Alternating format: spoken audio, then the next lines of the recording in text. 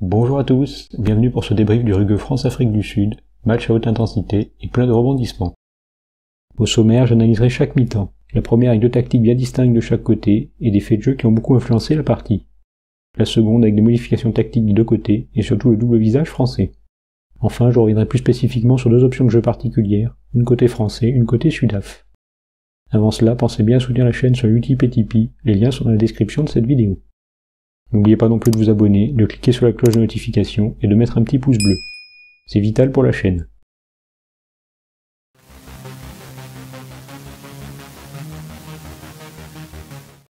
Cette première période a été très brutale, mais pas spécialement intense, car très morcelée. Les deux équipes n'ont pas misé sur l'usure, mais bien sur la volonté de faire mal rapidement. On a résulté 27 séquences de jeu en 40 minutes, pour un petit temps de jeu effectif de 15 minutes 30. Moins de 10% de ces séquences ont dépassé la minute, et seulement 25% sont allés au-delà des 40 secondes. Cela est en partie dû à la tactique française à zéro prise de risque. Les Bleus ont pourtant lancé les hostilités à leur manière habituelle, avec de multiples charges dès l'entame. Après Antonio, c'est Danti qui fait parler sa puissance à la première minute. Pénalité et 3 points immédiats. On ne retrouvera ce format qu'en toute fin de période, après un porté et une charge de Moefana. Wardy, puis encore Moefana, charge et obtiennent rapidement une pénalité et 3 points. Pour le reste, on a surtout joué la sécurité à partir du moment où on était dans notre camp. Déjà quand les avants avançaient guère. Ici Jolon, puis Flamand sur les 50 mètres. Ntamak occupe au pied. Depuis nos 22 ou 40 mètres, on a quasi systématiquement tapé au pied. À la 3e, après un renvoi sud-africain, ou bien à la 9e, après un très bon contre en touche d'Olivon. Même lorsqu'on avait de bons ballons de récupération dans nos 50 mètres, on a tapé au pied. À la 13e, Macalou récupère son coup de pied peu conventionnel sur ses 40 mètres, et Dupont choisit le pied immédiatement. Idem à la 15e, alors que le saut de Bouki avait gêné la touche sud-africaine et permis à Marchand d'amorcer une avancée. On n'écarte pas les ballons, le pied est automatique. Seules exceptions, lorsque les Bleus sont dans le camp adverse. À la 5e, Tamak récupère un ballon sur les 40 mètres sud-africains et relance dans l'espace. Hélas, personne ne converge vers lui pour lui donner une solution. Nouvelle opportunité à la 16e, après un grattage d'Olivon. Dupont fixe bien au bord de ruck et lance Ramos dans l'intervalle. En avant de l'arrière. Les Bleus n'ont pas su faire fructifier leur ballon de récup. Sur du jeu placé, on a aussi eu quelques approximations. À la 4e, mêlée française. De Clerc est grand côté, et laisse donc un unique défenseur petit côté face à Penaud, et Ramos qui vient dans cette zone. Le surnombre supplémentaire apporté par Dupont petit côté en sortie de mêlée est malheureusement gâché. La mêlée tournant du mauvais côté, Dutoit peut défendre sur Dupont, et l'ailier sud-africain légèrement fermer la porte à Penaud, qui abandonne le ballon au pied. Penaud, 2 ballons touchés seulement sur le match, est symbole d'un jeu français peu favorable aux ailiers sur cette rencontre. Au final, les Français n'auront fait qu'une seule offensive d'envergure lors de cette première période.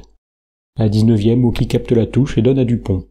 On part sur les habituelles cellules de 3 en attaque, avec Penaud, Tamak et Moefana dans une zone serrée, pour mettre de l'incertitude. De l'heure intérieure, Penaud passe à centre, profitant des l'heure extérieure de Moefana, puis de Ficou, pour avoir un peu d'espace. Il élimine un défenseur, en fixe un autre, et serre Ramos. L'arrière fixé donne à Macalou pour un gain terrain de près de 30 mètres. En suivant, on repart sur des charges des avants. Marchand, Aldrit, Baye, Antonio et encore Aldrit fixent les Sudaf. Ficou rajoute une couche légèrement au large. Fixé en infériorité numérique, la défense sud-africaine craque. Colisi monte sur le mauvais joueur et ouvre un espace énorme à Baye pour l'essai. Les Bleus ont peu attaqué, mais en 7 actions ont scoré 4 fois, pour marquer 16 points. Un ratio assez réaliste. À l'inverse des Français, les Box ont mis beaucoup de volume de jeu, en relançant notamment beaucoup de ballons, 35 minutes dès l'entame, expliquant ainsi une possession largement à leur avantage. Avec des ailiers ultra rapides comme Colby et Arenze, remonter les ballons était largement pertinent. Chaque équipe avait bien conscience de la supériorité sud-africaine au niveau physique, c'est pour cela que les Bleus n'ont pas voulu insister devant, et que les Sud-Africains ont privilégié le défi permanent. Les stats confirment ce constat, avec 15% de ballons supplémentaires joués, et plus de mètres parcourus par course côté boxe. L'offensive sud-africaine de la 10e illustre cette volonté de mettre du rythme, et d'aller défier les Bleus à tous les endroits du terrain.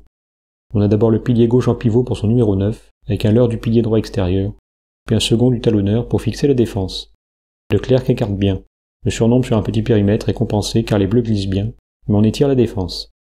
Dans la foulée, on met de l'alternance avec du jeu à une passe et de multiples charges.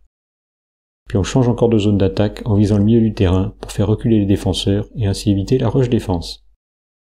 Quand un Français, ici Jolon, a le temps de couper l'extérieur, les Box trouvent leur ailier par une longue passe et étirent encore la défense. Cette stratégie d'usure intelligente s'est heurtée au carton rouge de Dutoit. Le troisième ligne plonge sur un joueur au sol, n'a aucune intention d'utiliser ses bras pour le déblayer, et le percute avec force au niveau de la tête. La sanction est logique, et il faut s'attendre à une bonne dizaine de semaines de suspension pour le meilleur joueur du monde 2019. Ce fait de jeu a coupé l'élan stratégique sud-africain, mais ne doit pas cacher les gros bémols techniques de l'entame. Avec 5 en avant lors des 13 premières minutes, les Box ont gâché des munitions. En face, moins joueurs, les Français ont fait très peu de fautes de main, expliquant que les Sudaf n'aient eu qu'une seule introduction en mêlée sur toute la partie. C'était sûrement là aussi prévu et anticipé côté tricolore pour s'éviter un maximum cette épreuve de force dans laquelle les Box performent. Les Sudaf ont compensé en utilisant un autre point fort, les ballons portés. Si le premier était bien défendu à la 12e, l'avancée du deuxième et l'entrée sur le côté d'un joueur français 2 minutes plus tard leur a donné un bon signal. Les 2 portés suivants amèneront tous les points sud-africains de la première période. À la 23e, Jolon est à la faute, donnant 3 points à Colby. À la 29e, le porté est bien désaxé, Ficou est contraint de venir défendre sur cette phase. Tamac n'est pas très attentif et Penaud est masqué par l'arbitre. Colisi peut aller tranquillement à l'essai. En bilan, 4 portées en 40 minutes, 2 pénalités, 1 essai et 10 points marqués. Et l'addition aurait pu être plus lourde sans les contres en touche d'Olivon. Les Sud-Africains ont perdu 3 touches en 9 minutes sur le début de match, toutes dans le camp français. Ils n'en perdront plus aucune par la suite, à partir de la 20e minute, avec les conséquences que l'on connaît pour les Bleus. Il faudra attendre la 35e pour que les Bleus retrouvent la parade, en gênant le sauteur au duel, pour éviter la formation d'un porté. C'est bien fait ici par Woki. Pour finir cette analyse de la première période, les Français ont aussi eu leur fait de jeu défavorable, à savoir les nombreuses blessures. Sur la longue action de la 26e, Antonio, sonné et touché, défend n'importe comment et se replace très mollement. Il y a du flottement chez les Bleus, et le sursollicité Jolon rate 2 plaquages en 30 secondes. Dans la foulée, 3 joueurs français vont sortir, dont les 2 piliers. Ça a son importance, car si la nouvelle première ligne a tenu le coup en mêlée à 8 contre 7 à la 32e, celle de la 34e a été balayée.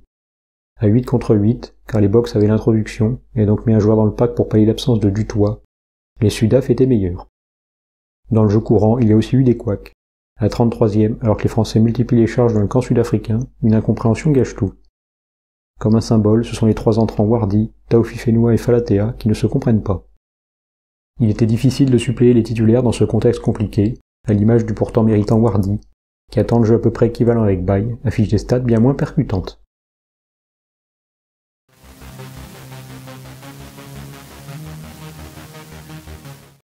La seconde période a eu la même allure que la première, avec encore moins de séquences longues et un temps de jeu effectif bien plus faible. La plus longue séquence est celle de la fin, quand les Bleus font tourner le chrono, c'est dire. Sur la physionomie en revanche, on a vu beaucoup de différences. À la 40e, les Bleus ont réglé la mire sur la défense des portées, en allant vite et bas au contact du sauteur pour le faire reculer.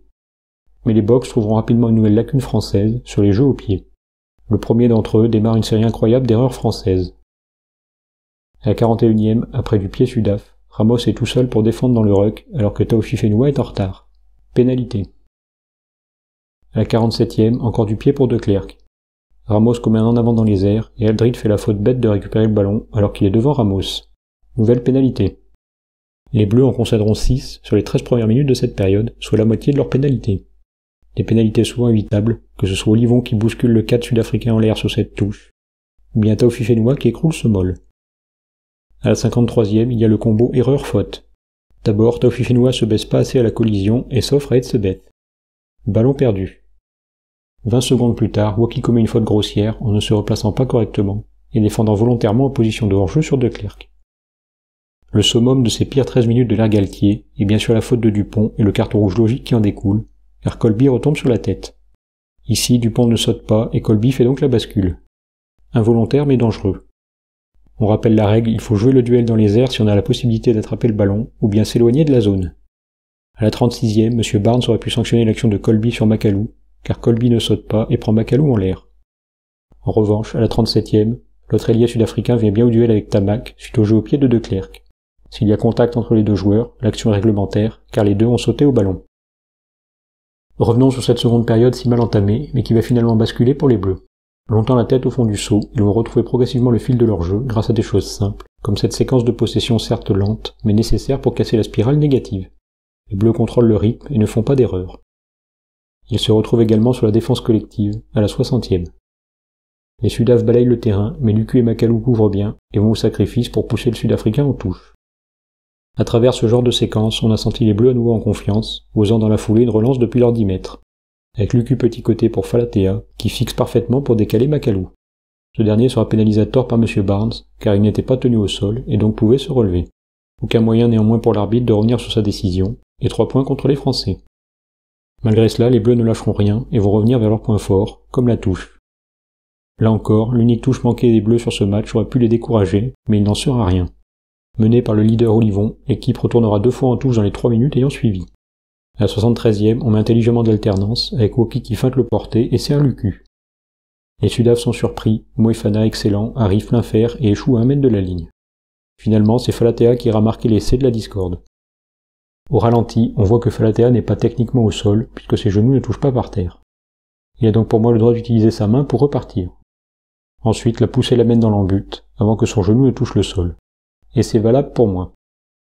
Quoi qu'il en soit, cette validation de l'essai après cafouillage de communication avec l'arbitre vidéo a fait partie de la réussite retrouvée des Bleus, et confirmée par cette passe en avant sifflée alors que le ballon est sans cesse derrière le passeur.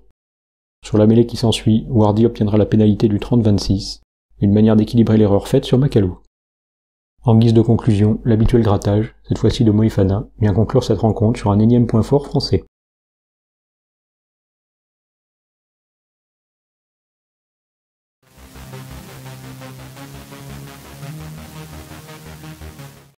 Sur les touches, les Bleus ont tenté une belle variante, consistant à envoyer le ballon au-delà des 15 mètres, ceci afin de lober les grands deuxièmes lignes sud-africains, mais aussi de créer un porté dans une zone à faible densité défensive.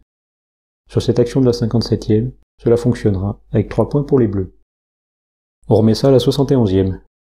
Observez bien l'action du pilier Wardy. Il va suivre tout l'alignement français pour faire croire qu'il va soulever tel et tel sauteur.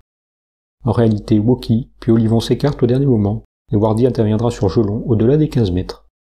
Les Boks sont surpris, et les Français peuvent enchaîner les charges et obtenir une nouvelle pénalité. Côté sud-africain, on avait une stratégie pour s'adapter aux montées défensives françaises. Une stratégie intéressante, car différente de celle proposée par les Australiens, et que j'ai évoquée dans mon débrief du précédent match. Il s'agissait ici d'aller chercher l'aile par du jeu au pied. À la 7e par exemple, Ficou coupe extérieur, laissant un 2 contre 1 sur l'aile. Penaud anticipe bien et plaque.